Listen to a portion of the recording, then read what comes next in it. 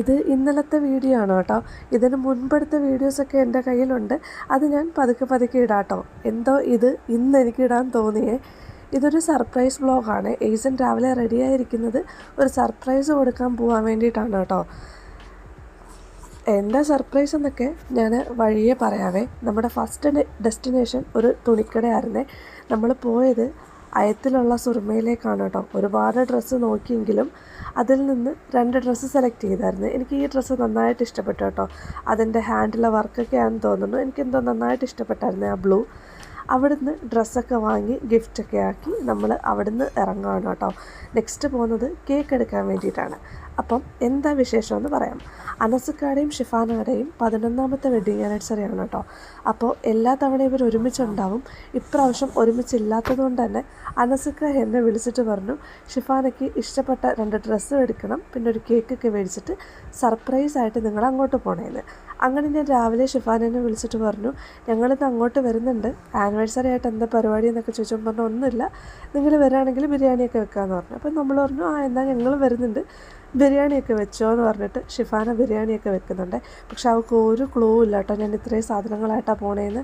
നമ്മൾ ബേക്കറിയിൽ കയറിയപ്പം അനസക പറഞ്ഞിട്ടുണ്ടായിരുന്നു അവൾക്ക് ഡയറി മിൽക്ക് നട്ട്സ് വെച്ചത് ഇഷ്ടമാണ്, പക്ഷേ ഹേസൽ നട്ടൊന്നും അവിടെ ഉണ്ടായിരുന്നില്ല കേട്ടോ. അതുകൊണ്ട് ഉള്ളതൊക്കെ മേടിച്ചിട്ട് ഞങ്ങൾ അവിടെ നിന്ന് ഇറങ്ങി.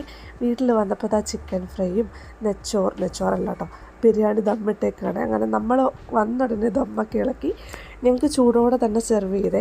ഇതിൻ്റെ ഇടയ്ക്ക് നമ്മൾ ഗിഫ്റ്റൊക്കെ അവൾക്ക് കൊടുത്തിട്ടുണ്ടായിരുന്നേ. അവൾ ഭയങ്കര ഹാപ്പി ആയിട്ടുണ്ട്. പക്ഷേ ആ ക്ലിപ്പൊന്നും ഞാൻ ഇതിൻ്റെ കൂടെ ചേർക്കുന്നില്ല കേട്ടോ. അങ്ങനെ ചൂടോടുകൂടി തന്നെ ഞങ്ങൾ ബിരിയാണി കഴിക്കാമെന്ന് വിചാരിച്ചേ. ഞങ്ങളിവിടെ എത്തിയപ്പോൾ ഏകദേശം 1:30-2 മണി കഴിഞ്ഞിട്ടുണ്ടായിരുന്നേ. ഉമ്മ ഏസിന് ഫുഡ് വാരി കൊടുക്കുന്നുണ്ട്. ആ സമയം കൊണ്ട് ഞാനും അജുവും കഴിക്കുന്നുണ്ടേ. കേക്ക് കട്ടിങ് ഇപ്പോഴേ ഇല്ല, ഒരു 4:30 കഴിയുമ്പം അല്ലെങ്കിൽ 4 മണി കഴിഞ്ഞിട്ടായിരിക്കും. ആദ്യം സ്കൂളിൽ പോയേക്കാണ്. അവർ വരുമ്പോഴത്തേക്കേ നമ്മൾ കേക്ക് കട്ട് ചെയ്തോളൂ. അങ്ങനെ നല്ല ചിക്കൻ ബിരിയാണിയും ചിക്കൻ ഫ്രൈയും അച്ചാറും സാലഡും പപ്പടമൊക്കെ കൂട്ടി കഴിച്ചു. ഇവിടെ റിനോവേഷൻ നടക്കുകയെന്ന് ഞാൻ പറഞ്ഞിരുന്നില്ലേ, ആ റിനോവേഷൻ ഏകദേശം കഴിഞ്ഞു കേട്ടോ.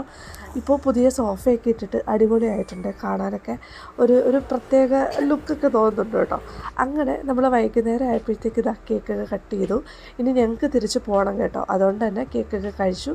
ഞങ്ങളെല്ലാവരോടും ടാറ്റ ബൈ ബൈ ഒക്കെ പറഞ്ഞിട്ട് അവിടെ നിന്ന് ഇറങ്ങി. ഞങ്ങൾ ഇറങ്ങിയപ്പോൾ 6 മണി കഴിഞ്ഞിട്ടുണ്ടായിരുന്നേ.